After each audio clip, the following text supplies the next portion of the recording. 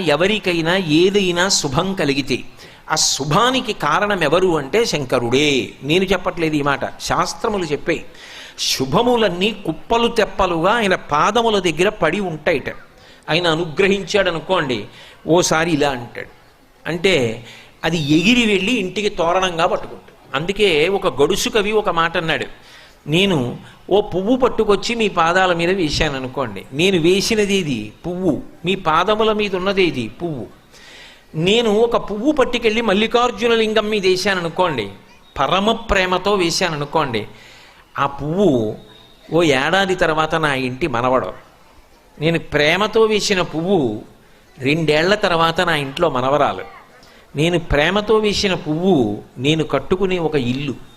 నేను వేసిన పువ్వు నాలో కలిగేటటువంటి భక్తి.